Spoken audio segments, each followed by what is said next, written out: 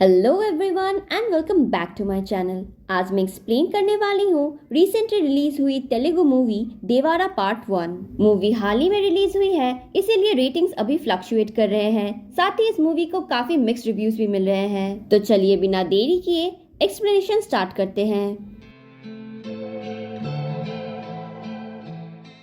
तो मूवी शुरू होती है मुंबई से। यहाँ मुंबई के होम मिनिस्टर रॉ के कुछ एजेंट्स के साथ एक मीटिंग में थे। साल था 1996 और इंडिया इस बार क्रिकेट वर्ल्ड कप होस्ट करने वाला था। पर हायर इंटेलिजेंस से खबर मिली थी कि दया और यति नाम के दो टेररिस्ट भाई इस बार इंडिया के अंदर कुछ गड़बड़ कर सकते हैं। अब ऐसी कोई अनहोनी ना हो, इसलिए ऑफिसर राघव को चुना जाता है ताकि वो दया और यति को रोक सके। केस को इन्वेस्टिगेट करने के वक्त यति का एक आदमी राघव के हाथों पकड़ा जाता है। उसे यति के बारे में ज्यादा कुछ पता नहीं चलता, पर एक जगह रत्नागिरी के बारे में पता चल जाता है जहाँ ज्यादातर यति का माल स्मगल हुआ करता था। अब आगे की इन्वेस्टिगेशन के लिए राघव पहुँच जाता है रत्नागिरी। वहाँ वो एक बिजनेसमैन बन के एक्स डीएसपी तुलसी से मिलता है। तुलसी उसे बताता है कि ये सारे इलीगल काम पहले लाल समुद्र के लोग किया करते थे, पर बहुत सालों से ये काम बंद हो चुका है। वो राघव को किसी भैरा नाम के आदमी से मिलने के लिए बोलता है, जो शायद इस काम में उसकी मदद कर सकता था। इसके बाद राघव भैरा से मिलने जाता है और उसे अपना काम करने के लिए बोलता है, पर भैरा बोलने लगता है कि ये काम सालों पहले बंद हो चुका है, इसीलिए वो राघव की कोई मदद नहीं कर सकता। अब इसी बात में दोनों के बीच एक आर्ग्यूमेंट हो जाती है, जिससे भैरा को काफी गुस्सा आता है। वो राघव और उसके आदमियों को काफी मारता है और वहाँ से भगा देता है और बोलता है कि यह वही होता है जो भैरा चाहता है। जिसके बाद राघव और उसकी टीम थक हार के वहाँ से बाहर आ जाते हैं, जहाँ उन्हें सिंघप्पा नाम के एक आदमी के बारे में पता चलता है, जिसे इस जगह के बारे में सब कुछ पता था। जिसके बाद राघव सिंघप्पा से मदद मांगता है और उसके बदले उसे एक हीरे की अंगूठी भी देता है। अब सिंघप्पा अंगूठी तो ले लेता है, पर उसके तुरंत बाद ही उसको पानी के अंदर फेंक देता है, जिसे देखने के बाद ही राघव भी पानी के अंदर कूद जाता है, क्योंकि वो अंगूठी काफी महंगी थी। पानी में कूदते ही राघव को काफी सारे कंकाल दिखते हैं, जिसको देखते ही राघव काफी डर जाता है और तुरंत ही पानी के ऊपर आ जाता है। राघव जब सिंघप्पा से इन चीजों के बारे में पूछने लगता है, तब सिंघप्पा समुद्र में लगे पहाड़ में बसे 4 गांव की कहानी सुनाने लगता है। वो बताता है कि इन गांव के पूर्वज काफी बहादुर हुआ करते थे, यहाँ तक कि अंग्रेजों को हराने में भी उन्होंने सरकार की काफी मदद की थी। पर अंग्रेजों के देश छोड़ते ही सरकार भी इन लोगों का साथ छोड़ देता है। अब क्योंकि इन लोगों को भी अपना पेट पालना था, इसीलिए समुद्र में आए हर जहाज को वो लोग लूटना शुरू कर देते हैं। ये काम उन 4 गांव के मुखिया एक साथ मिलकर करते थे। इन चारों में पहला था देवरा, दूसरा था वैरा, तीसरा था रायप्पा और चौथा था कुंजरा। ये चारों ही मुर्गा नाम के एक आदमी के लिए ये सारी चोरियां किया करते थे। आगे पता चलता है कि देवरा के परिवार में उसका बेटा वरा, उसकी पत्नी और उसकी माँ रहती है। देवरा अक्सर अपने बेटे को अपने पूर्वजों की कहानी सुनाया करता था, पर वरा के लिए तो देवरा ही उसका हीरो था। इसके बाद हमें पता चलता है कि ये चारों गांव मिलके एक फेस्टिवल को सेलिब्रेट करते हैं, जहाँ ये लोग अपने अस्त्र की पूजा करते हैं। चारों गांव से 2-2 योद्धाओं को चुना जाता है, जिसके बाद वो एक दूसरे के साथ लड़ते हैं और अंत तक जिस गांव का योद्धा टिका रहता है,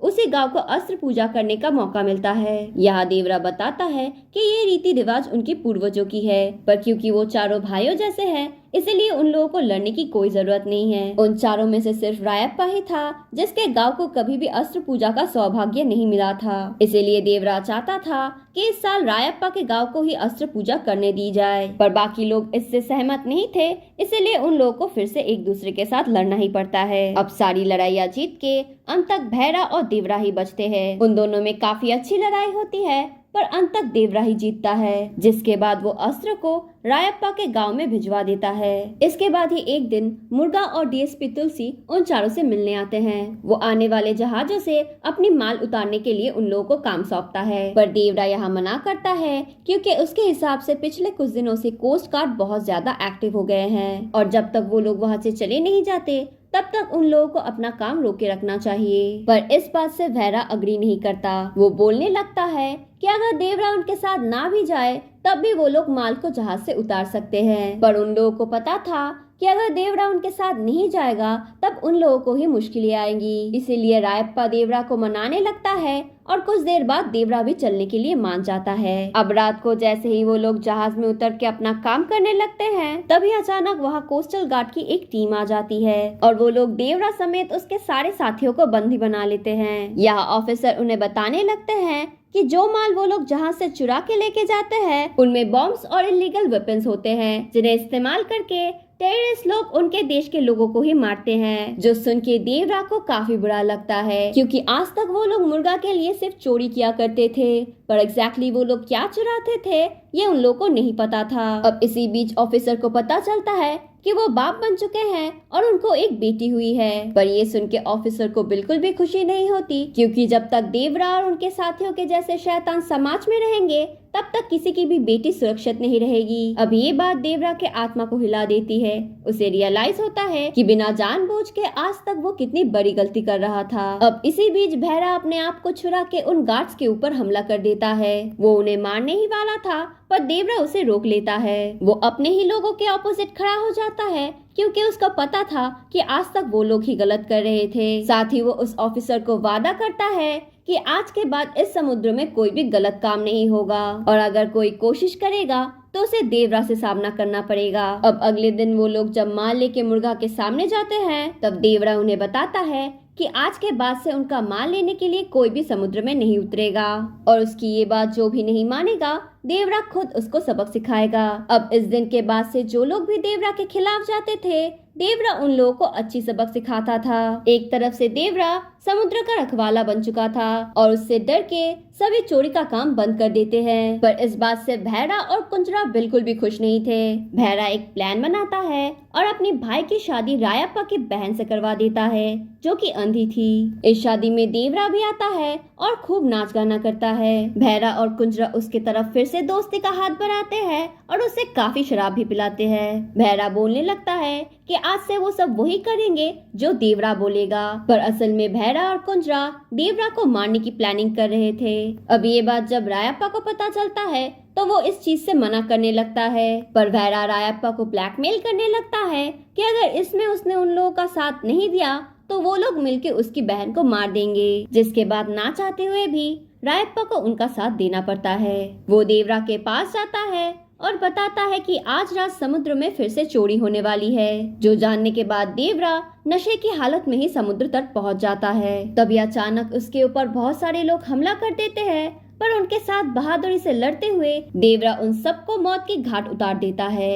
अगली सुबह गांव वालों को तट में उन सब की लाश मिलती है। साथ में कुछ लिखा हुआ भी मिलता है जो देवरा ने उन सब के लिए लिखा था। देवरा ने लिखा था कि उसे पता है गांव में रह के वो लाल समुद्र की रक्षा नहीं कर सकता, इसीलिए वो अपने गांव से दूर जा रहा है, पर दूर से ही देवरा उन पे नजर रखेगा और जब भी कोई समुद्र में कुछ गलत करने जाएगा देवरा उसे जान से मार देगा। जिसके बाद हमें 12 साल बाद की कहानी दिखाई जाती है, जहां देवरा के डर से सभी इलीगल काम छोड़ चुके थे और मछली पकड़ के यहाँ अपनी जिंदगी चलाते हैं। यही हम देवरा के बेटे वरा से मिलते हैं, जो कि हूबहू बिल्कुल अपने पिता जैसा दिखता है, पर अपने पिता जैसा बिल्कुल भी बहादुर नहीं है, बल्कि काफी डरपोक है। साथ ही वरा अब देवरा को बिल्कुल भी पसंद नहीं करता, क्योंकि पिछले 12 साल से वो अपने परिवार से मिलने भी नहीं आए। फिर हम मिलते हैं तंगा से, जो कि रायप्पा की बेटी थी और वो मन ही मन में वरा को पसंद भी करती थी। आगे हम देखते हैं कि वरा के गांव में एक अनजान बीमारी फैल रही थी। गांव वालों का मानना था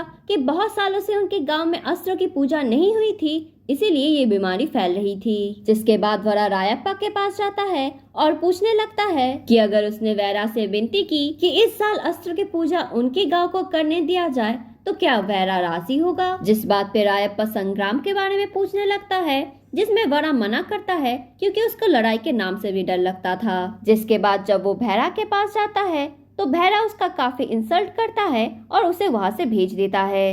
अब अगली पूजा में वरा अचानक भैरा के गांव पहुँच जाता है और उन लोगों को संग्राम के लिए चुनौती देता है। पहले तो वरा मार खा रहा था, पर कुछ देर बाद उसे गुस्सा आता है और अच्छे से लड़ने के बाद वो ही लड़ाई जीत जाता है। पर बाद में हमें पता चलता है कि उसने बाकी योद्धाओं के पानी में शराब मिला दी थी। ये बात जब बहरा को पता चलता है तो वो बहरा को सबक सिखाने की बात करता है, पर रायप्पा किसी तरह उसे संभाल लेता है। बहरा ने अपने लोगों को काफी ट्रेनिंग दी थी ताकि वो लोग समुद्र में जाके फिर से चोरी कर पाए। इस बारे में वो मुर्गा से बात भी करता है और उससे काम मांगता है, पर मुर्गा मना कर देता है क्योंकि देवरा अभी भी कहीं न कहीं जिंदा है और जब तक वो जिंदा है तब तक वो लोग ये सब रिस्क नहीं ले सकते। अचानक देवरा के गांव में ये खबर फैलती है कि देवरा मर चुका है, जो जानने के बाद देवरा के माँ की तबीयत काफी खराब हो जाती है। ये सब असल में बहरा की चाल थी। उसे पता था अपने माँ की बीमारी की खबर सुन के देवरा वहाँ जरूर आएगा और सच में देवरा वहाँ आ भी जाता है। वो अपनी माँ से मिलता है, उनसे बातें करता है और फिर अपने घर के पिछले दरवाजे से चला जाता है। बहरा और उसके आदमी लोग उसका पीछा करते हैं पर उसे पकड़ नहीं पाते।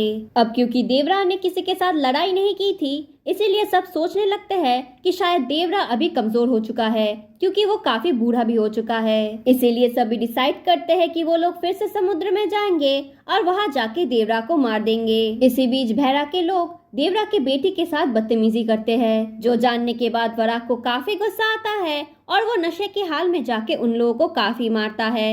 इस वजह से एक की जान भी चली जाती है। सुबह जब वरा को पता चलता है कि उनमें से एक की मौत हो चुकी है तो वो खुद बहरा से मिलने जाता है। वो बहरा को बताता है कि वो किसी को भी जान से मारना नहीं चाहता था। उन लोगों ने उसकी बहन के साथ बदतमीजी की थी, इसीलिए उसने उन लोगों को पीटा था, पर वो किसी की जान नहीं ले सकता। वो उनमें से ही एक है। बहरा बोलने लगता है कि वो वरा को माफ कर देगा, पर उसके बदले उसे कुछ काम करना होगा।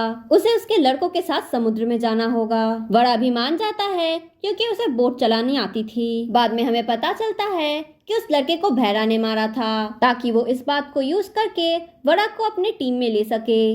अपने बेटी को सामने देख के शायद देवरा का मन पिघल जाए और तभी वो लोग उसके ऊपर हमला करके उसे मार देंगे। वो सभी समुद्र में जाते हैं और वरा उनके लिए नाव चला रहा था। अचानक से सब कुछ शांत हो जाता है तो वो लोग पानी में गोली चलाने लगते हैं। तभी अचानक पानी से शार्क निकलता है और एक बोट पे आग भी लग जाती है। इस वजह से वो बोट पलट जाती है और वरा के साथ कुछ लोग पानी में गिर जाते हैं। वरा जब उन लोगों को ऊपर लाता है तब वो लोग मर चुके थे और उनके पीठ में एक क्रॉस का साइन था, जैसे देवरा बनाया करता था। वरा की माँ काफी चिंता में थी क्योंकि उसे पता था ये वैरा की चाल है। जो देवरा समुद्र की रखवाली के लिए 12 साल घर वापस नहीं आया, वो देवरा अपने बेटे को भी इस गलत काम के लिए मार सकता है। बहरा ऐसा ही कुछ चाहता था और यही उसका प्रतिशोध होगा।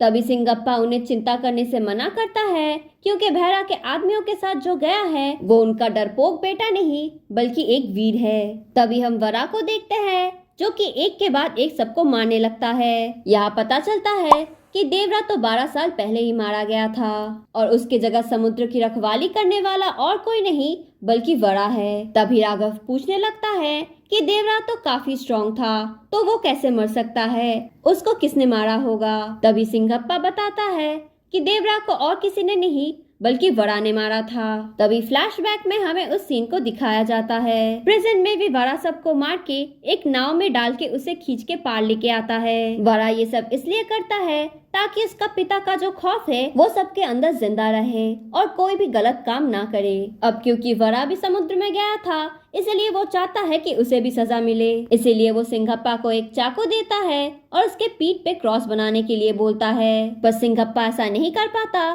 तो वो खुद ही अपने आप को सजा देता है। वरा चाहता था कि सबको पता चले कि समुद्र में गलत काम करने वाले को देवरा जरूर सजा देगा, अब चाहे वो उसका खुद का बेटा ही क्यों ना हो। अब यहाँ इसी मैसेज के साथ ये मूवी खत्म हो जाती है। अब पार्ट 2 में शायद हमको देखने को मिलेगा कि देवरा अभी भी जिंदा है, साथ ही वो 2 टेररिस्ट दया और येते भी हमको देखने को मिल सकते हैं और भैरा के साथ उन लोगों का फाइनल शोडाउन तो जरूर ही होगा। तो यही थी इस मूवी के एक्सप्लेनेशन। आई होप आप लोगों को मेरी एक्सप्लेनेशन पसंद आई होगी। इसी बात पे don't forget to like share and subscribe to my channel और मैं मिलूंगी आपको नेक्स्ट वीडियो में।